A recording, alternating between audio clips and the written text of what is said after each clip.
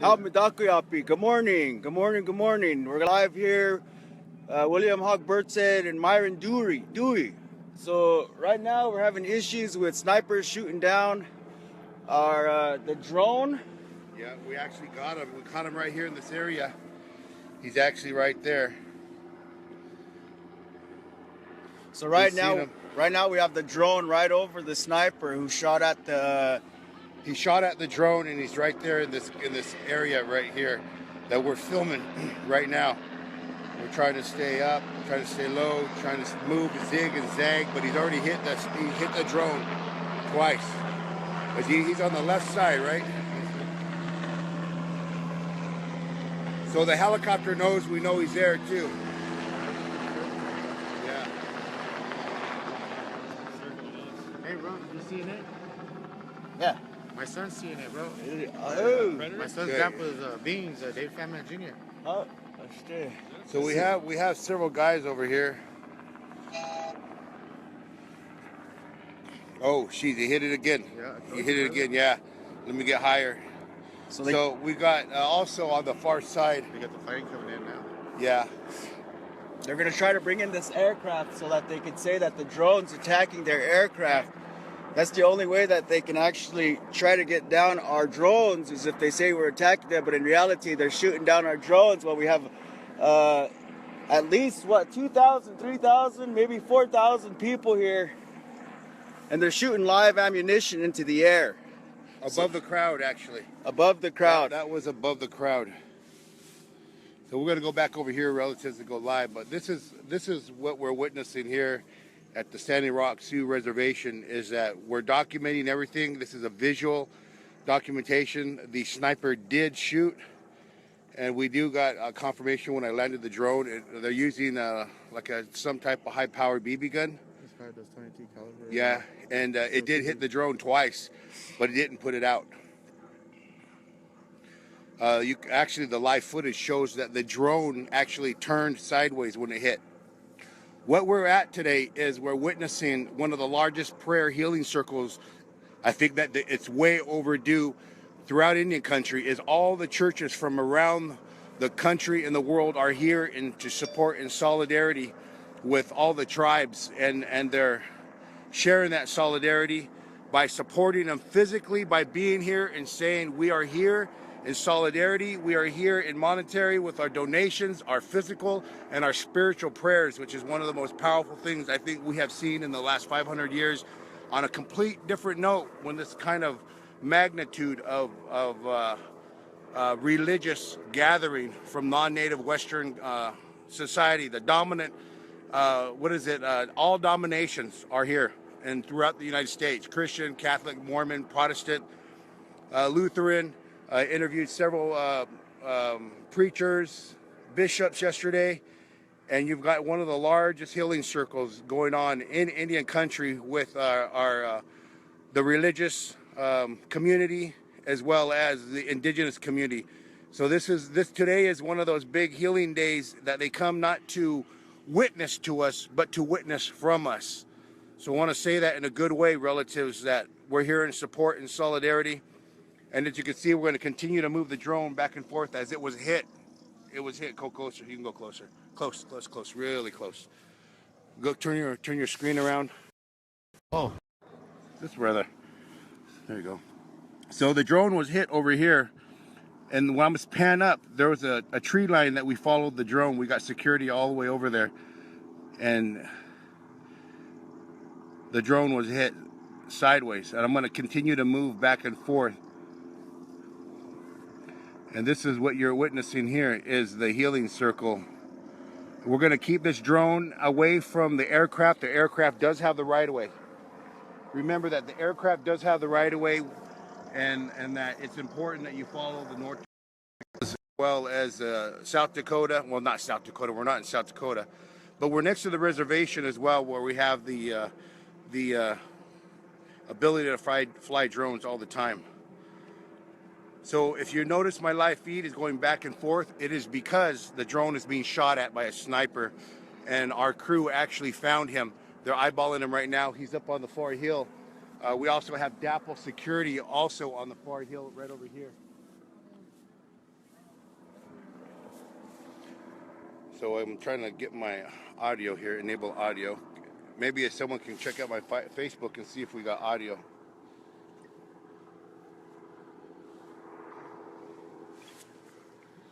Ringer. It's nothing new when they're shooting down drones. So, you know, our job is to document what they're doing here. The police brutality, the violence, the officers inciting a riot. And so anybody, you know, when you're on your side, remember, stay out of the way, and right away the every aircraft has its own has the right of way of the air. So we're not too oh, there it goes. Got shot again. Yeah. Yeah, he's not doing it. He's hitting it from, it's coming from a lower angle. Okay. Where was it? Whereabouts is the drone? It came from that area again. All right. So what's happening? How long have you been in the air now? So I've been in the air for a total of 15 minutes, and the drone has been shot at a total of 6 times. 2 times were direct hits, but it was a little too far. He's shooting with a high-powered, some type of BB gun, is what we're seeing. Some type of BB gun. I'm not exactly sure what kind it is, but that's what hit the side. We showed has little marks on the drone. So what I'm going to continue to do is just keep the drone up and down, zig and zag. That's why, you guys, if you're watching my live feed, it's because the drone is being compromised by the sniper. But the drone does go up to 50 miles an hour, so it's just swaying back and forth. And it was a pretty good high-powered hit, because it was it did turn the drone sideways. For a lot of our viewers who are watching from out of the country, what would you say? What is going on here exactly today? What we are witnessing is religious gathering of all dominations of Western religion, and from not just in the United States, but also from around the world, to come and show their solidarity to the tribes and their support, their physical support, and also they brought donations. But I think one of the most important things that we are witnessing here is that we all know that the part of the historical trauma did come from the church, and they do recognize that. And they're here to heal with us in a good way. And I think that's very powerful, to show that the indigenous people and the religious community came together in solidarity to heal together. And as we're healing together, we're also acknowledging the historical trauma amongst our people. And now it's time to heal. Napija mogoit nanishtahai, our spirit, to heal our spirit. Napija diapa nanishtahai pa pija pa. Also praying for the water, Mother Earth. Numaga humira pija numa tsunami yarua. Saying good thoughts, good words to all our Indian people and all our people across the globe, in a good way, that we stand in solidarity today. In this healing circle, one of the most powerful places to be in the world is in this healing circle, to witness through indigenous eyes as well as the world.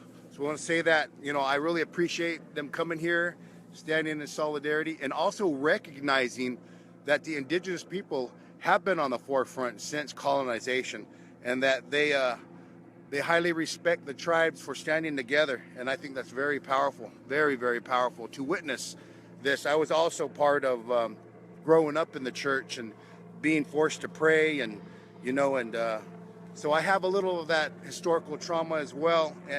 But I also understand that it's not the word of God. It was the man that brought the word of God, and they all acknowledge that as well.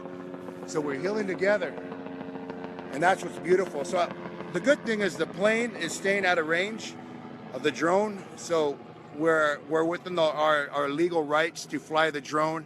The drone is around 100 feet off of the ground, and it's going in circles to make sure that the sniper can't hit it again. And the plane is staying a little higher. But as you guys know, business as usual right now for the Dakota Access Pipeline. They've been working all night. They had their lights up. Whoa, you hear that? There's another type of plane coming. That's a drone. Wow, that one sounded wicked. So we have Dakota Access workers with Morton County Police. So we continue to call that one's mine. Yeah, we continue to call the Morton County Police the new Dapple security because that's all we see is them communicating with their mercenaries. They don't hide it. They're in pictures, they're in videos, they're completely in the open. Again, we also know that there are several off-duty officers from around the country also flying in for the extra cash, extra overtime. We've ran into a few who, when they find out what's happening here, they quit and they come back and they go home, but they share their story on why they stepped away. And I think that's what's important is to show that not all officers, when they find out what's happening here, they leave. They either leave their unit or we've witnessed a few of them actually quit their job and come down in solidarity. We don't worry about that because we don't know if they're undercover or not, but you know, we're in prayer here. One question that I would like to ask is, the world is outraged with what occurred yesterday. We had a lot of women, young men, and even elders in the water yesterday who had their canoes tipped over, shot at with mace and rubber bullets. What are your thoughts on that? Like being it from you seeing it from the air, what was you feeling at that time? You know, it's really hard to watch our Indian people be treated that way, and yet even the people in solidarity that were there were getting hit by the mace, and we were from afar because the police kept looking at us, but we were on tribal land, and that land they were on is questionable, but understanding that and witnessing that with our people was one of the hardest things I think I could just witness. And my documentation, my journalism became investigative journalism. We made sure we watched the officers, which the officer that came out and sprayed, he would come out and spray and then try to hide in the crowd and walk back in. He was the investigative officer that would not give a name to himself at the police department and threatened me with a what do you call it, loitering in the public space. All right, ladies and gentlemen, right now we have our clergy occurring here in here at the camps. We're gonna take a look at exactly at what's going on here in just a second. There are thousands of people here today, and it's just amazing. It's beautiful to see people of all walks of color and all walks of life to come together like this. So we're gonna go ahead and turn the camera around and see what's going on here for all y'all to see. From the fruits of that nation. So we are here in solidarity because the sin that was committed against the people of this land was the same sin that brought my ancestors to the shore, the same sin that has some of my ancestors on the bottom of the ocean because they did not make it across. We are also in solidarity around the issue of water. The sacred water that should be there to sustain us all, the sacred water that is the gift from the Creator that has been here for generations. That water is being threatened not just here, but all around this country. We call the name of the people of Flint who are unable to trust the safety of their water. And we call out the importance of honoring sacred places. We too know what it is to have the people buried and it not to be honored. Many do not know that Mother Emanuel in Charleston, South Carolina, You see the helicopters just circling around, making sure that you keep an eye on what's going on here.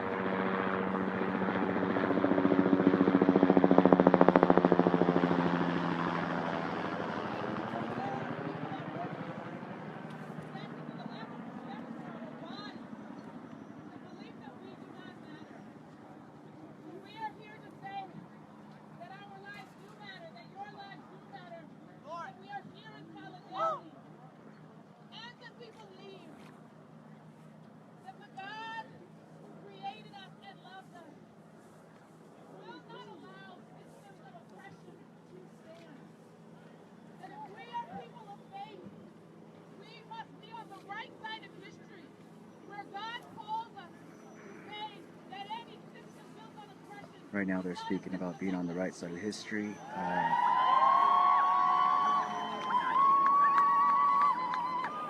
uniting as a country, as a people, protecting our sacred water.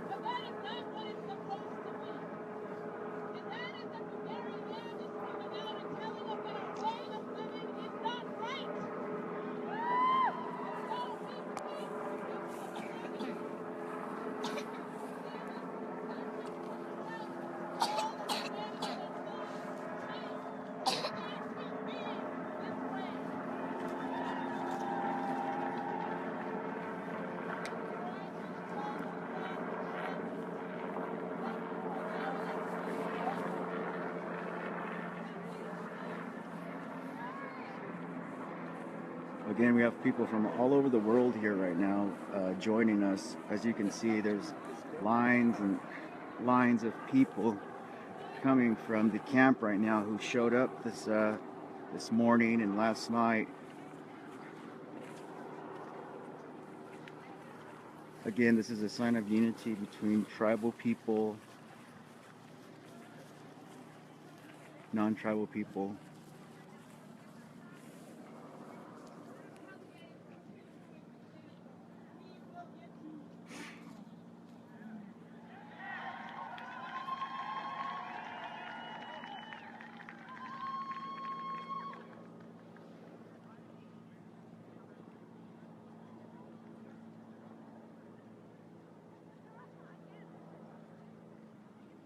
We have our peace talkers out there on the bridge right now speaking with law enforcement.